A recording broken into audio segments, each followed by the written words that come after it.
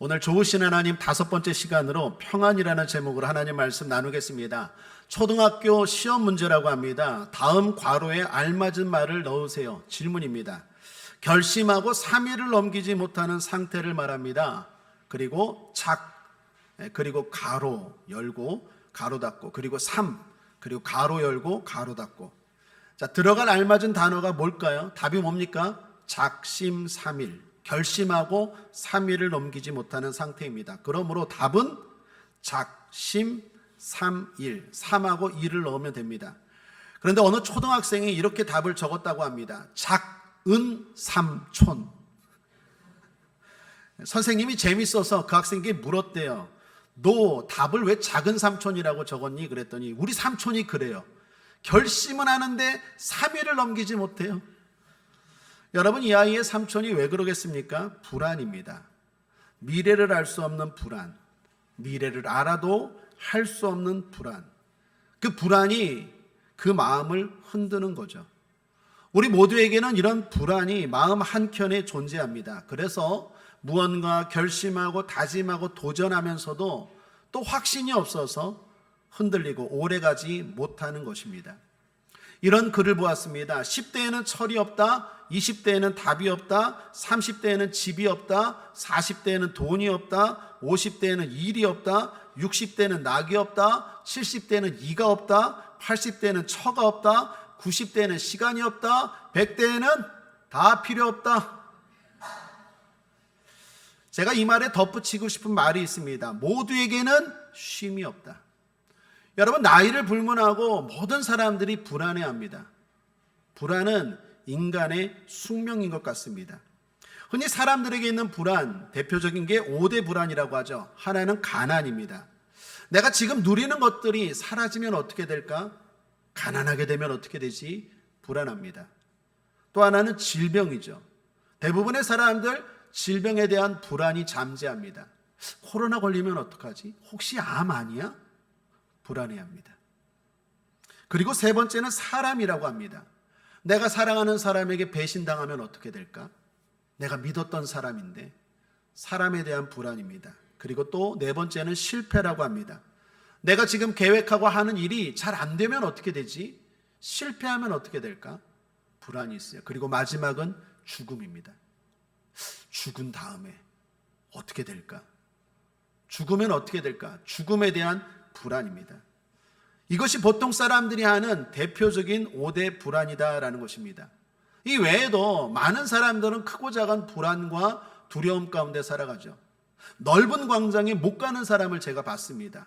흔히 공포, 포비아라고 하죠. 광장 포비아, 광장 공포증이. 높은 곳에 못 올라가는 사람이 있습니다. 고소공포증이.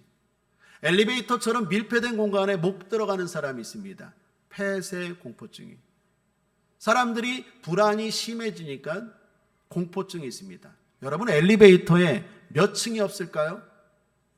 4층은 없어요. F층만 있지. 왜 4자를 못 쓸까요? 죽을 사자가 연상되기 때문에 엘리베이터에는 4층이 없어요. 다 4층은 F층이에요. 일종의 불안입니다. 운동선수들 징크스 입습니다.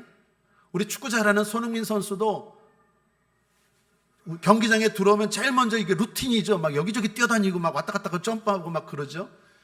뭔가 정해진 대로 하지 않으면 불안해요. 다칠까봐, 실패할까봐. 내가 입었던 옷, 입었던 색깔, 입었던 행동들, 이런 루틴들을 정하고 그것이 깨지면 예민하고 불안해합니다. 징크스도 일종의 불안입니다. 특별히 무엇보다도 핸드폰 불안해합니다. 화장실 들어갈 때도 가지고 가는 게 뭡니까? 핸드폰이래요. 어떤 단체가 조사했는데 우리나라 사람들 77.4%가 핸드폰 벨이 울리지 않는데도 정기적으로 한 번씩 이렇게 본대요. 전화 온 데 없나 뭐 없나. 이게 거의 불안 수준이에요. 이거 없으면 불안해요. 늘 들고 다녀요. 사람들의 심리에, 기저에 불안이 깔려 있다라는 것입니다. 성경에서 마귀는 우리에게 뭔가를 도적질한다고 합니다. 뭘 도적질할까요? 마귀가 우리의 돈을 빼앗아갈까요?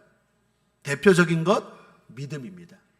마귀는 우리에게서 믿음을 빼앗아갑니다. 그리고 그 믿음이 주는 평안을 빼앗아갑니다. 그래서 믿음이 없으면, 믿음이 적으면 가뜩이나 불안한 인생이 더 불안해합니다. 별것도 아닌 문제에 가지고 그것 때문에 두려워하고 불안해한다라는 것입니다. 마귀는 머리가 좋습니다. 인간에게 가장 중요한 게 평안이라는 걸 알기 때문에 마귀가 하는 대표적인 공격은 뭡니까? 우리로 하여금 두렵게 합니다. 불안하게 합니다. 무섭지, 걱정해라, 떨어라. 이게 마귀가 하는 것입니다. 여러분, 좋은 차, 좋은 집이 있어도 평안이 없으면 무슨 소용이 있겠습니까? 편안함과 편리함도 평안이 있을 때 유익이 있는 거죠. 그러므로 평안이라는 것 인간에게 대단히 중요합니다. 아주 옛날에 읽었던 책입니다. 조슈아 리프맨이라는 사람이 쓴 마음의 평안이라는 책이 있습니다. 거기에 한 젊은이가 현자를 찾아갑니다. 현자가 묻습니다. 왜 나에게 왔는가? 원하는 것이 무엇인가? 젊은이가 말합니다. 첫째는 건강이고요. 둘째는 제가 원하는 게 돈이고, 셋째는 미모이고, 넷째는 재능이고, 다섯째는 권력이고, 여섯째는 명예입니다. 이거 얻으려면 어떻게 해야 됩니까? 그랬더니 현자가 이렇게 말합니다. 자네는 아직 멀었군. 평안을 구해야지. 평안이 없으면 그 모든 게 무슨 소용이 있는가? 옛날에 읽었던 책인데 참 인상 깊었던 대목입니다. 평안의 소중함을 아는 것, 그게 지혜요 성숙이다라는 것입니다. 유태인들의 지혜를 닮은 탈무드라는 책이 있습니다. 탈무드에도 비슷한 이야기가 나옵니다. 솔로몬, 우리가 아는 지혜의 왕 솔로몬이 랍비들을 불러 모읍니다. 유명한 현자들, 학자들이죠. 그 랍비들에게 묻습니다. 세상에서 가장 중요한 게 뭐라고 생각하는가? 복 중에 복이 뭔가? 그랬더니 호마라는 랍비가 말합니다. 부귀입니다. 솔로몬이 묻습니다. 이유가 뭔가? 돈이 있어야, 부귀가 있어야 견고한 성과 같이 마음이 든든해질 뿐만 아니라 어떤 힘도 살 수 있기 때문입니다. 대답합니다. 그 옆에 아쉬라는 랍비가 대답합니다. 자네는 뭐라고 생각하는가? 저는 지혜라고 생각합니다. 왜 그런가? 지혜는 선한 길로 인도하고 영혼을 지킬 수 있을 뿐 아니라 지혜를 가진 자는 명예를 얻을 수 있기 때문입니다. 마지막으로 피쉘이라는 랍비에게 묻습니다. 피쉘이라는 랍비는 이렇게 말합니다. 가장 복은 덕이죠, 덕. 그러면서 덧붙이기를 덕이 많으면 좋은 친구들을 얻을 수 있기 때문입니다. 모두의 말을 듣고 솔로몬이 한숨을 쉽니다. 그랬더니 랍비들이 묻습니다. 왕께서는 뭐가 가장 중요한 것 같습니까? 그랬더니 솔로몬은 말합니다. 평안 아니겠는가? 평안. 랍비들이 묻습니다. 이유가 무엇입니까? 그랬더니 솔로몬이 말합니다. 많이 가지면 뭐하나? 평안이 없으면. 지혜가 많으면 뭐하나? 세월이 흘러갈수록 깜빡깜빡하는데 평안이 없으면. 덕이 무슨 유익이 있겠는가? 내 마음도 다스리지 못하면 평안이 가장 중요한 것 아니겠는가? 라고 했다는 이야기입니다. 사랑하는 여러분, 평안이 참 중요합니다. 그런 의미에서 먼저 축복합니다. 여러분의 삶, 여러분의 가정 평안할지어다. 자, 문제는 이 평안이 중요한 건 알겠는데 아는데 안 된다라는 거예요. 사람들이 과학을 발전시켰습니다. 이성이 발전했습니다. 그러면 평안해질 줄 알았어요. 평안의 세상, 평화로운 세상이 찾아올 줄 알았어요. 근데 현실은 그렇지 않습니다.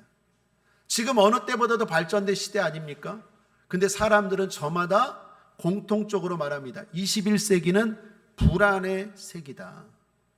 불안은 우리 시대의 공통적인 정서다라고 말합니다. 어떤 사회학자가 이런 말을 합니다. 오히려 과거보다 지금의 사람들이 더 불안해한다는 거예요. 이유가 뭘까? 그 사람이 제시하는 이유를 제가 봤더니 첫 번째는 생활 속도가 빨라졌다라는 거예요. 옛날에는 조금 쉬엄쉬엄 됐는데 지금은 너무 빨라요. 그 빨라진 세상에서 뒤처지니까 불안한 거예요. 뒤처질까봐 또한 불안한 거예요. 따라가지 못할까봐, 도태될까봐 사람들이 불안해요. 또 하나, 일 중독증을 말합니다. 내가 뭔가 일하지 않으면 낙오된 사람 같아요. 그래서 불안해한대요. 또 하나는 불안 같은 것들의 전염성의 확산이래요. 여러분, 미국에서 홍수가 났다. 러시아에서 전쟁이 났다. 1분도 안 돼서 우리는 알 수 있어요. 불안의 소식들이 옛날에는 잘 전달이 안 됐는데 지금은 SNS나 과학의 발달로 금방금방 알게 돼요. 그래서 사람들이 더욱 불안해졌다라는 것입니다. 거기에다 증가된 전쟁 가능성, 또 지진, 기근, 재난 등의 환경적 불안의 증거, 지구온난화 이런 것들이 사람들을 더 불안하게 했대요. 거기에 비해서 공동체성은 약해졌어요. 무슨 말입니까? 옛날에는 그래도 가족이라는 이름하에, 식구라는 이름하에 함께 있었어요. 함께 있으면 좀 불안이 해소되겠죠. 근데 지금은 홀로 사는 개인주의가 팽배했어요. 그런 사람들이 많아졌어요. 그러다 보니까 문제는 큰데 홀로 감당해야 돼요. 너무 힘들어요. 더 불안해졌다라는 거예요. 그래서 결론은 그 사회학자 말합니다. 과거보다 지금 사람들이 훨씬 더 불안이 커졌다라는 거예요. 이 사회학자가 말하지 않아도 우리 모두도 공감하는 이야기 아닙니까? 현대인들 불안 가운데 살아갑니다. 기술을 발전시키고 배움을 증가해도 불안은 우리 인생에 끊임없이 떠나지 않는 숙제라는 것입니다. 자, 그런 세상에서 주님이 오늘 평안을 말씀하십니다. 이 말씀 귀담아 들으셔야 돼요. 앞으로 100년 뒤에 더 기술이 발달하고 더 문명이 발달해도 예언합니다. 사람들은 불안해할 거예요. 시대를 떠나서 진정한 평안은 하나님이 주신다라는 것입니다. 불안한 성도들이 있을 거예요. 분명히 불안한 것들이 마음 한켠에 있는 사람들이 있을 거예요. 여기 있는 성도들도 그럴 거예요. 오늘 이 말씀 잘 들으셔야 돼요. 주님이 평안을 주십니다. 주님만이 우리의 불안을 해소할 수 있는 분인 줄 믿습니다. 오늘 성경 요한복음 14장 27절에 말합니다. 평안을 너희에게 끼치노니 곧 나의 평안을 너희에게 주노라. 주님이 나의 평안을 너희에게 준다라고 말합니다. 주님의 평안입니다. 이 평안은 세상이 말하는 평안과 다릅니다. 여러분, 과거 로마가 평화로운 세상을 꿈꿨어요. 그래서 외친 것이 팍스 로마나입니다. 로마의 첫 번째 황제가 아우구스투스인데 이 사람이 제단을 하나 만들고 그 제단의 이름을 평화의 제단이라고 만들었어요. 다시 말하면 내가 통치하는 동안 앞으로 나의 통치 시기에 온 세상을 평화롭게 만들겠다. 그리고 거의 100년 넘게 로마가 세상을 다스렸어요. 그게 팍스 로마나죠. 그 세상은 평화로운 세상이 임했습니까? 임하지도 않을 뿐더러 주님이 말씀하신 평화와 달라요. 주님이 말씀하신 평화는 정복하고 누르고 억압해서 이루는 평화가 아니에요. 주님이 말씀하신 평화는 희생과 십자가를 통한 평화입니다. 그 평화는 우리가 추구할 수, 우리가 흉내낼 수 없는 평안이에요. 온 세계의 평안을 꿈꿉니다. 그러면서 대한민국과 일본과 미국이 모여요. 회의합니다. 우리가 평화로운 세상을 만들겠대요. 반대로 또 러시아와 중국과 또 북한이 모여서 또 우리가 평화를 이루겠대요. 여러분, 세상이 말하는 평화는 항상 그런 거예요. 대결 구도예요. 내가 뭔가 짓밟고 정복하고 눌러서 평화를 이루겠다라는 거예요. 주님이 말씀하시는 평화는 그런 평안이 아니에요. 세상이 주는 것과 같지 아니하니 나의 평안을 너희에게 주노라. 주님이 주시는 평안의 특징이 뭡니까? 저는 이건 한마디로 이기는 평안입니다. 여러분, 오늘 말씀을 잘 보시면 오늘 요한복음 14장의 배경은 예수님이 제자들과 헤어지는 상황입니다. 이별하는 상황이에요. 이별하는데 평안을 말씀하십니다. 여러분, 보통 사랑하는 사람들과 헤어지면 평안이 깨지죠. 그런데 오늘 주님이 말씀하세요. 사랑하는 사람과 떨어져도 불안하지 않다라는 거예요. 이게 주님이 말씀하시는 평안이에요. 뿐만 아니라 오늘 14장의 배경은요, 예수님이 제자들에게 배신을 당합니다. 가룟 유다가 이제 예수님을 팔 거예요. 뿐만 아니라 제자들이 다 예수님을 버리고 도망갈 거예요. 예수님은 그걸 알아요. 그럼에도 불구하고 평안을 말씀하십니다. 여러분, 배신 당해 보셨습니까? 믿는 사람에게 발등 찍히면 밥을 못 먹더라고요. 잠을 못 자요. 씩씩거리고 분이 나서 평안이 깨져요. 근데 주님이 말씀하시는 평안은 배신을 당해도 상처를 당해도 흔들리지 않는 평안이라는 거예요. 더욱이 놀라운 건 이 요한복음 14장 이 말씀 이후에 예수님은 십자가를 지십니다. 십자가가 얼마나 고통스럽습니까? 채찍에 맞아야 됩니다. 살이 찢겨나갑니다. 피를 다 흘립니다. 십자가에 다 매달려서 6시간 동안 계셨습니다. 뿐만 아니라 수치와 조롱까지 당했어요. 모든 걸 벌거벗고 예수님께 침을 뱉고 조롱했어요. 그런 십자가의 고통이 바로 앞에 있다는 걸 예수님은 아시면서도 평안을 말씀하세요. 여러분, 내 앞에 지금 고난이 있어요. 내 앞에 어려운 일이 있어요. 그럼 당연히 불안한 게 인지상정 아닙니까? 그런데 예수님은 십자가의 고난을 앞두고 있는데도 뭐라고 말합니까? 평안하되, 그리고 너희들도 나처럼 평안을 누리라는 거예요. 사랑하는 여러분, 이 평안 여러분 꼭 누리시기를 주님의 이름으로 축복합니다. 예수를 믿는 유익이 뭡니까? 예수를 믿는 이유가 뭡니까? 천국 맞습니다. 건강 맞습니다. 부요 맞습니다. 그런데 그 중에 가장 중요한 것 하나, 평안입니다. 예수를 믿고 신앙생활하는데도 불안하다? 이건 뭔가 잘못된 거예요. 예수를 믿고 신앙생활하고 예배드리는데 두렵다? 이건 뭔가 지금 잘못 신앙생활하고 있는 거예요. 예수님을 믿으면, 예수 앞에 나오면 주님 말씀하십니다. 너희에게 평안을 주노라. 주님 주신다고 말씀합니다. 그렇다면 우리는 누려야 될 줄 믿습니다. 그렇다면 어떻게 누릴까요? 예수님의 평안이 어떤 것인지 보여주는 한 장면이 있습니다. 마태복음 8장입니다. 풍랑이입니다. 배가 뒤집히려고 합니다.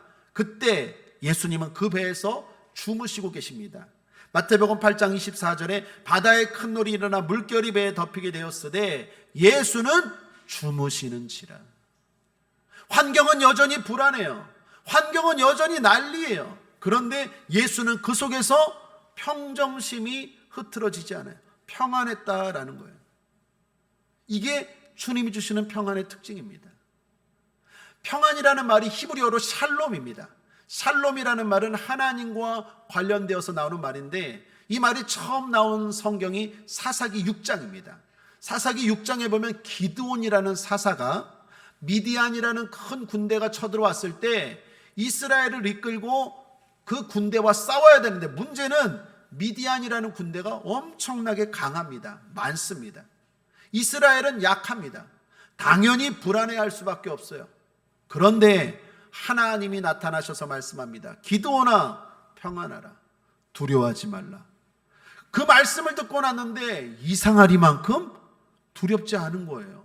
희한하리만큼 무섭지 않은 거예요. 그때 기드온이 제단을 쌓고 하나님을 향해서 처음 불렀던 말이 여호와 샬롬 평안입니다. 사사기 6장 23, 24절입니다. 여호와께서 그에게 이르시되 너는 안심하라, 두려워 말라, 죽지 아니하리라 하시니라. 기드온이 여호와를 위하여 거기서 단을 쌓고 이름을 여호와 샬롬이라 하였더라. 예수님이 말씀하시는, 하나님이 말씀하시는 평안이 바로 이런 것입니다. 전쟁을 앞두고 있습니다. 풍랑이 치고 있습니다.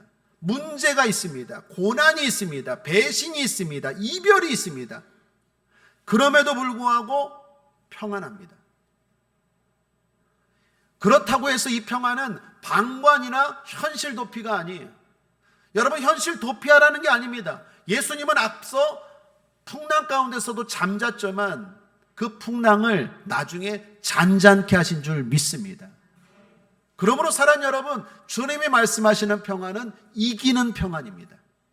어떤 고난과 환난 가운데서도 평정심을 잃지 않고 결국에는 그 문제를 해결하는 평안, 이 평안을 저와 여러분에게 주신다는 거예요.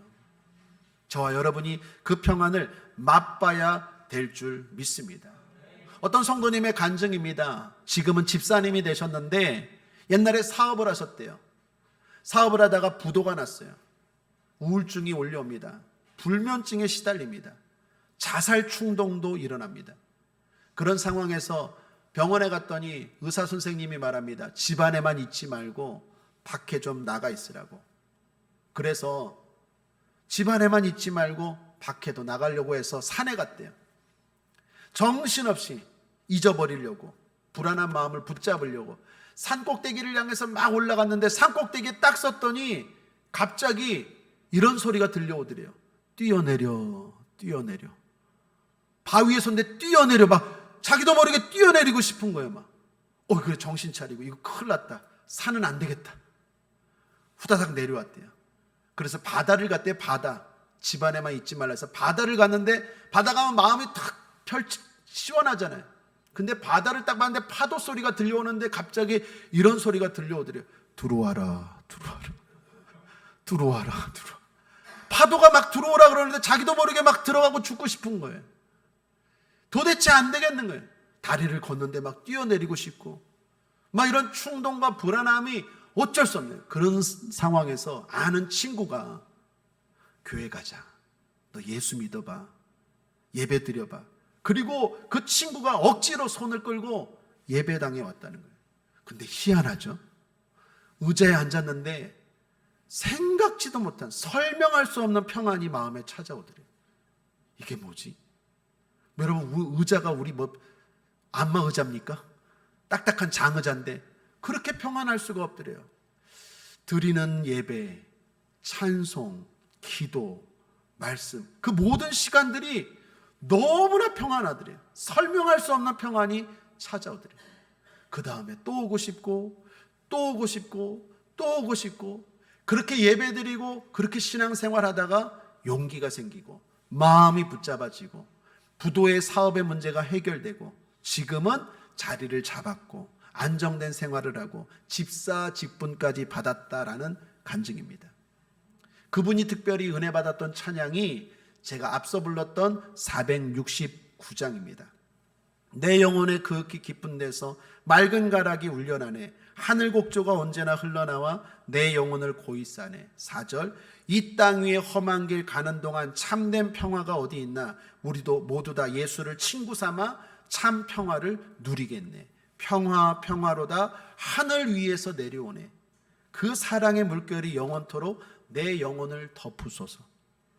이 찬양이 정말로 자기에게 주시는 찬양처럼 들리고, 더 놀라운 건 그 찬양을 통해서 평안이 찾아오더라라는 것입니다. 사랑하는 여러분, 신앙생활의 중요한 복 중에 하나는 평안인 줄 믿습니다. 우리 하나님이 좋으신 이유는 어디를 봐도 불안한 이 세상에 주님이 세상에 줄 수 없는 평안을 주신다라는 거예요. 질병이 있고 가난이 있고 고난이 있고 그런 것들이 있음에도 불구하고 이해할 수 없고 설명할 수 없는 평안이 위에서부터 내려오더라는 거예요. 그 평안이 내 마음을 붙잡고 내 질병을 치료하고 내 문제를 해결하고 내 마음만 아니라 환경까지도 평안한 세상으로 만들어 가더라는 거예요. 이 평안을 여러분 모두가 날마다 경험하시기를 거듭 주님의 이름으로 축복합니다. 자, 그러기 위해서 결론적으로 3가지를 권면드립니다. 첫 번째로 성령 충만을 사모하십시오. 오늘 주님은 이 평안을 주신다라고 말씀하시는데 어떻게 주신다고 말씀하는지를 보셔야 돼요. 그게 바로 성령을 통해서 평안을 주신다는 것입니다. 요한복음 14장 26절에 보혜사 곧 아버지께서 내 이름으로 보내실 성령 그가 라고 말합니다. 그러므로 사랑하는 여러분, 성령 충만하시길 바랍니다. 성령 충만하기 위해서 필요한 게 뭡니까? 무엇보다도 기도입니다. 여러분, 무엇을 구하십니까? 다 구하는 것 좋지만 그 모든 것의 핵심은 성령입니다. 성령 충만함에 지혜도 있고 성령 충만함에 건강도 있고 성령 충만함에 평안도 있습니다. 성령을 구하십시오. 성령 충만하기를 구하십시오. 하나님 아버지, 내가 성령으로 충만하기를 원합니다. 보이지 않지만 거룩한 영이 있어요. 성령이 있으면 악령도 있습니다. 내가 성령으로 충만하지 않으면 악령이 내 심령을 채워요. 여러분, 사람은 무엇인가 채워질 수밖에 없어요. 밥을 잘 안 먹는 사람이 있어요. 밥을 잘 안 먹어요. 그 사람은 간식이나 군것질로든 채워요. 뭔가로는 채우는 거예요.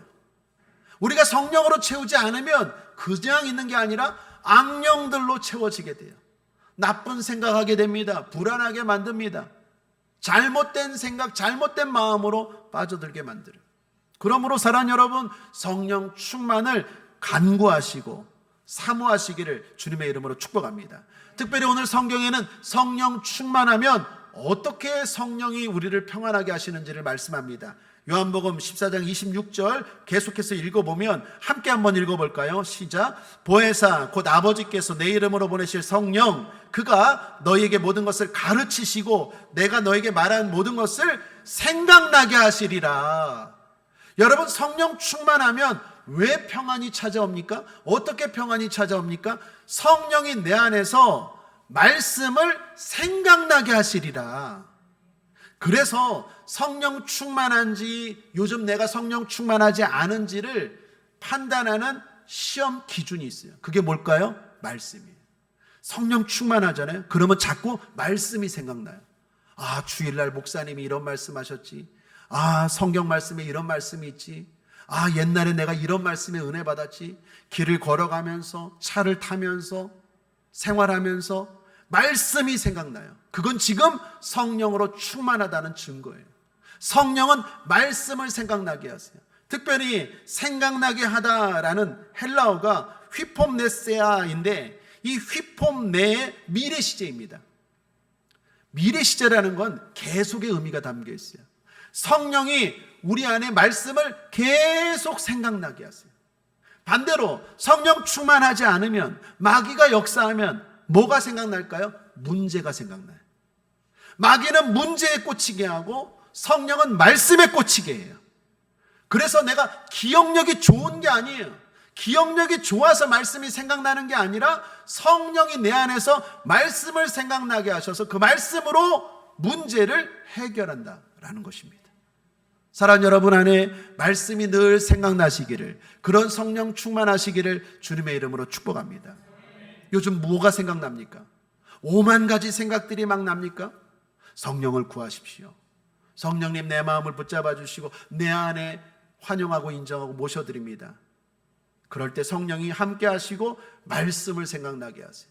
두려워하지 말라, 놀라지 말라, 말씀을 생각나게 하세요. 다윗이 골리앗을 이겼지, 예수님이 풍랑 가운데도 주무셨지, 말씀을 생각나게 하세요.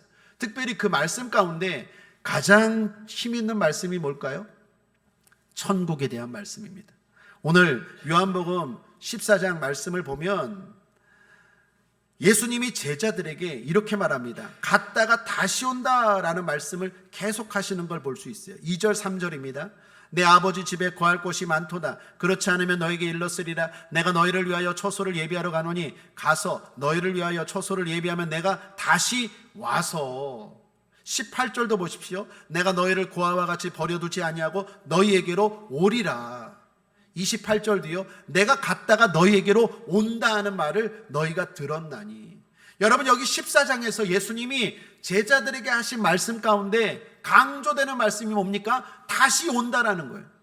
그리스도인들에게 가장 위로가 되고 평안이 되는 말씀이 뭡니까? 천국은 있습니다. 주님 다시 오십니다. 이 말씀보다 더 큰 소망이 어디 있습니까? 하나님이 도와주신다, 하나님이 해결하신다, 하나님이 지켜주신다, 위로가 됩니다. 평안이 됩니다. 그런데 가장 우리에게 큰 평안은 뭡니까? 주님 다시 오십니다. 죽어도 우리는 죽지 않습니다. 영원한 천국이 있습니다. 그런 사람들은 암도 두렵지 않아요. 내 앞에 있는 질병과 사고도 두렵지 않아요. 죽어서 영원한 천국이 있는데, 영원한 세상에서 주님과 동행하며 사는데 뭐가 두렵겠습니까? 주님이 우리에게 주시는 평안의 말씀, 가장 큰 평안의 말씀은 천국입니다. 재림입니다. 주님 다시 오셔서 우리를 천국으로 인도하시는 줄 믿습니다. 이 말씀이 여러분의 심령 안에 충만하시기를, 자주 생각나시기를 주님의 이름으로 축복합니다. 그게 성령이 하시는 일이에요. 그러므로 성령 충만해야 될 줄 믿습니다. 둘째로 믿기로 결단하십시오. 제자들에게 오늘 주님은 평안을 말씀하셨습니다. 성령을 통해서 말씀이 생각나게 해서 평안을 주신다는 것입니다. 그런데 문제는 주님이 사라지신다라는 거예요. 오늘 제자들에게 이 말씀을 하시고 주님은 사라지십니다. 승천하십니다. 자, 남는 건 약속의 말씀이에요. 제자들은 어떻게 해야 될까요? 보이지 않지만 주님은 사라지셨지만 이 약속의 말씀을 믿는 것입니다. 그래서 오늘 말씀을 보시면 믿음을 강조합니다. 14장 1절이 이렇게 시작해요. 너희는 마음에 근심하지 말라. 하나님을 믿으니 또 나를 믿으라. 근심하지 말고 믿으라. 내가 분명 이제 없어질 거야. 그래도 너희들은 내 말을 믿어. 내가 너에게 성령을 보내줄 거야. 그 성령이 말씀을 생각나게 하셔서 너희와 함께 평안하게 인도하실 거야. 그 말씀을 믿어라. 눈에 보이지 않고 손에 잡히지 않고 귀에 들리지 않아도 믿어라. 믿음을 강조하세요. 27절도 보십시오. 평안을 너에게 끼치노니 곧 나의 평안을 너에게 주노라. 내가 너에게 주는 것은 세상이 주는 것 같이 아니하니라. 너희는 마음에 근심도 말고 두려워하지도 말라. 이번에는 두려워하지도 말라라는 걸 덧붙였어요. 1절에서는 근심 말라, 믿어라라고 얘기했는데 여기에서는 근심도 말고 두려워하지도 말래요. 여기 특별히 두려워하지도 말라라는 단어가 사형 선고를 앞에 두고 사시나무 떨듯 떠는 모습을 묘사한 단어예요. 주님은 아신 거예요. 얘네들이 내가 없으면, 내가 떠나가면 사시나무 떨듯이 떨 걸 안 거예요. 그래서 주님 말씀하는 거예요. 믿어라. 제자들 너희들 믿어라. 눈앞에 보이는 게 없어도 성령이 계시다라는 걸, 나의 영인 성령이 있다는 거, 너희와 함께 한다는 걸 믿어라. 믿음을 강조하는 거예요. 29절 마지막 절에도 말씀합니다. 이제 일이 이루기 전에 너에게 말한 것은 일이 이를 때에 너희로 믿게 하려 함이라. 여러분 14장에서 계속 주님이 지금 강조하는 게 뭡니까? 믿으라고 말하는 거예요. 제가 여러분 예배 드리기 전에 옆 사람과 인사하라 그랬죠. 주님이 이 자리에 함께 하십니다. 믿습니까? 믿습니까? 목사가 시켜서 그냥 하는 인사가 아니라 믿으시길 바랍니다. 보이지 않는데요, 들리지 않는데요, 잡히지 않는데요. 세상 사람들은 감각만 믿어요. 여러분 보이지 않는다고 없습니까? 내 눈에 안 보이면 없습니까? 내 눈에 보이지 않지만 여기 세균이 얼마나 많아요. 내가 안 가보면 없는 곳입니까? 아르헨티나 안 가봤지만 아르헨티나 있어요. 아프리카 안 가봤지만 아프리카 있어요. 달 안 가봤지만 달 있어요. 우주 있어요. 수금지와 목토 천의 명왕성은 지금 없어졌나? 하여튼 태양계가 있어요. 여러분 내가 안 가보면 없는 것입니까? 내 눈에 안 보이면 없는 것입니까? 내 귀에 안 들리면 없는 것입니까? 동물들은 우리보다도 훨씬 더 잘 듣는데요. 문제는 무엇입니까? 믿는 거예요. 세상 사람들은 안 믿기로 결단한 사람들이에요. 내 눈에 안 보이면 안 믿어요. 내 손에 안 잡히면 안 믿어요. 그런 게 어디 있느냐고 말해요. 그게 세상 사람들이라면 우리는 어떻습니까? 믿기로 결단하셔야 돼요. 그리고 그렇게 믿기로 결단하면 경험하게 됩니다. 따라하겠습니다. 결단하면 경험합니다. 결단하면 경험해요. 내 눈에 보이지 않지만 주님 말씀합니다. 성령을 보내겠다고, 너희와 함께 하겠다고. 오늘 이 자리에도 마찬가지입니다. 주님 이 자리에 함께하고 계신 줄 믿습니다. 믿으시길 바랍니다. 믿으면 경험합니다. 그분이 주는 평안, 그분이 주는 능력, 그분이 주는 은혜 경험할 줄 믿습니다. 오늘 강단에 3부 예배 올라오기 전에 우리 김미숙 권사님이 기도받으러 오셨어요. 그러면서 갑자기 이런 얘기예요. 오랜만에 오셨잖아요. 큰아들 내 있다가 한 석 달 만에 오셨어요. 근데 갑자기 목사님 기도해 주세요 그러면서 하는 얘기가, 목사님 지난번에요 기도해 주셨잖아요. 언제요? 그 아들네 가기 전에 석 달 전에. 그때 두통이 있었대요. 여기도 아팠다가 여기도 아팠다가. 86이니까 그게 오랫동안 수십 년 동안 그렇게 두통이 있었는데 기도를 받고 낫다라는 거예요. 저 뒤에 계시잖아요.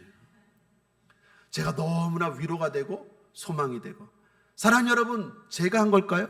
주님이 하신 거예요. 주님 계십니다. 믿고 기도하고 믿고 기도 받으면 경험합니다. 치료를 경험합니다. 부여를 경험합니다. 기적을 경험합니다. 세상 사람들은 안 믿기로 결단한 사람이라면 우리는 믿기로 결단한 사람이에요. 여러분 믿기로 결단하십시오. 그럴 때 신앙의 진짜 세계가 여러분 앞에 펼쳐질 줄 믿습니다. 마지막 세 번째입니다. 성령님과의 교제를 이제 시도하십시오. 성령 충만을 사모해야 됩니다. 그 성령이 우리의 불안의 문제를 해결한다는 걸 믿고 사모하셔야 됩니다. 그리고 마지막입니다. 불안의 문제를 해결하기 위해 하나 더 권면드린다면 성령님과의 교제입니다. 여러분 믿음으로 시도하십시오. 무슨 말씀이냐? 26절을 다시 보십시오. 보혜사 곧 아버지께서 내 이름으로 보내실 성령 그가 성령 그가라고 말합니다. 여기서 그가라는 단어가 헬라어로 에케이노스인데 남성 지시 대명사예요. 이게 무슨 말이냐면 성령님은 인격적인 분이라는 거예요. 성령님은 무슨 기운이나 에너지나 파워나 물질이 아니에요. 성령님은 인격적이라는 거예요. 그가예요, 그가. 그 말은 우리가 그분을 인격적으로 대할 때 그분이 우리 삶 가운데 일하시고 평안을 주신다라는 것입니다. 여러분, 인격적으로 대한다는 게 뭡니까? 그분이 나와 함께 한다는 걸 내가 인정하고 묻고 듣고 교제하고, 그게 인격적인 거 아니에요? 여러분이 제 방을 들어왔어요. 그럼 제가 어떻게 오셨어요? 그게 인격적으로 대하는 거지. 제 방에 들어왔는데도 아무런 소리도 안 해. 보는 척도 안 해. 그거 무시하는 거죠. 여러분, 성령이 우리 안에 계세요. 성령을 주님이 보내주셔서 불안한 너희들에게 평안을 주시겠대요. 그렇다면 여러분이 어떻게 해야 됩니까? 그 성령님을 통해서 주시는 평안을 맛보기 위해서는 그분을 인격적으로 대해야 돼요. 교제를 시도하십시오. 시도하십시오. 무슨 말입니까? 한번 따라하겠습니다. 성령님, 어떻게 할까요? 성령님, 왜 그러세요? 성령님, 지금 너무 슬퍼요. 성령님, 지금 너무 괴로워요. 성령님, 내가 뭘 해야 될까요? 대화예요. 묻고 들으십시오. 세상 사람들이 볼 땐 이상하게 보일 거예요. 그러나 여러분, 살아계신 하나님이에요. 리빙 갓이에요. 우리가 하나님께 기도를 합니다. 기도에서 중요한 건 간구죠. 뭘 주시옵소서, 주시옵소서. 그런데 기도에서 제일 많은 부분을 차지해야 되는 것은 간구보다도 교제입니다. 교제는 다른 말로 대화예요. 기도를 오래 하지 못하는 사람들이 있습니다. 왜 그럴까요? 간구만 하기 때문에 그래요. 하나님 건강 주세요. 하나님 물질 주세요. 하나님 우리 가정 잘 되게 해주세요. 그 다음 생각이 안 나. 그러니까 기도가 힘든 거예요. 할 말이 없어, 더 이상. 없어요. 간구만 하면 그래요. 근데 어떤 사람은 기도를 1시간, 2시간, 도대체 저 사람은 왜 그렇게 기도를 오래 하나? 저 사람은요, 기도를 간구만 하는 게 아니라 하나님은 다 아세요. 내가 뭐가 필요한지 하나님이 다 아세요. 자식이 달라고 하기 전에 부모가 뭐가 필요한지 다 아는 것처럼 하나님은 우리가 뭐가 필요한지 다 아세요. 그래서 기도가 성숙해지면 간구는 작고 교제가 많아요. 교제가 뭡니까? 여러분, 딸들과 대화하잖아요. 시시콜콜. 아들과 대화하잖아요. 시시콜콜. 남편과 대화하잖아요. 시시콜콜. 그게 바로 교제예요. 성령님을 교제하시길 바랍니다. 시도하시길 바라요. 오늘 예배 끝나고 하나님을, 성령 하나님을 살아계신 성령 하나님으로 대하시길 바랍니다. 저는 특별히요, 운전할 때 성령님과 교제를 많이 해요. 운전하면서 성령님이 이쪽고 저쪽고 어쩌고 저쩌고 저쩌고. 그러고 또 성령님 뭐라고 말씀하시나 들어요. 잘 안 들릴 때는 빨리 얘기하세요. 크게 좀 얘기하세요. 남들이 보면 미친 사람처럼 볼 거예요. 그런데 저는 성령님을 인격적으로 대하는 거예요. 그럴 때 들리기도 하고, 특별히 그게 소리로만이 아니라 심상. 여러분, 성령은 우리 안에 계세요. 꼭 소리로만 말할 필요가 없어요. 머릿속에 생각을 넣어버려요. 마음속에 이미지를 넣어버려요. 소리를 통해서 뇌로 가고 이렇게 불필요한 과정이 필요하지 않아요. 성령은 바로 소리로뿐만 아니라, 소리는 거의 드물고 대부분 이미지나 그림이나 마음의 심상이나 이런 걸 통해서 성령은 우리에게 말씀하는 줄 믿습니다. 국자모닉의 모든 성도님들, 그런 신앙생활을 통하여 살아계신 하나님과 동행하는 신앙생활 되시길 바랍니다. 인격적으로 여러분이 대하는 순간 성령님은 말씀하실 거예요. 여러분이 듣고자 하는 순간, 그분의 음성을 따르고자 하는 순간 그분은 여러분을 지도하실 거예요. 가르쳐 주실 거예요. 그래서 미래를 알지 못해 불안하고, 또한 미래를 알아도 불안한 우리 인생, 불안을 피할 수 없는 우리 인생 가운데 하나님은 성령을 통해서 우리에게 세상이 줄 수 없는 평안의 길로 인도하실 줄 믿습니다. 2023년도 추석 명절 여러분의 가정이 평안할지어다. 여러분의 가정 가문이 평안할지어다. 여러분의 삶이 평안할지어다. 대한민국이 평안할지어다. 오늘 말씀을 정리하겠습니다. 우리 하나님이 좋으신 이유 중 하나는 평안입니다. 주님은 세상이 줄 수 없는 평안, 세상이 주는 것과 다른 평안을 우리에게 주십니다. 그 평안은 이기는 평안입니다.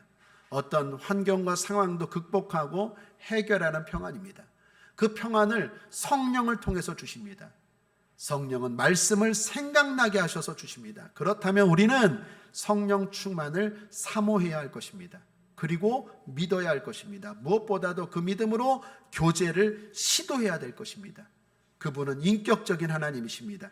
그 인격적인 성령님이 주시는 평안을 모두 다 경험하시길, 날마다 누리시길 주님의 이름으로 축원드립니다. 예수 승님 기도하겠습니다. 성령님 감사합니다. 성령님 고맙습니다. 성령님 위로하여 주시고, 성령님 지금 이 시간 말씀하여 주시고 붙들어 주셔서 불안한 우리 인생, 불안한 우리 성도들, 무엇 때문에 불안한지 그것 아시오니 해결하시고 평안 가운데로 인도하여 주시옵소서. 감사드리며 예수님의 이름으로 축복하고 기도했습니다.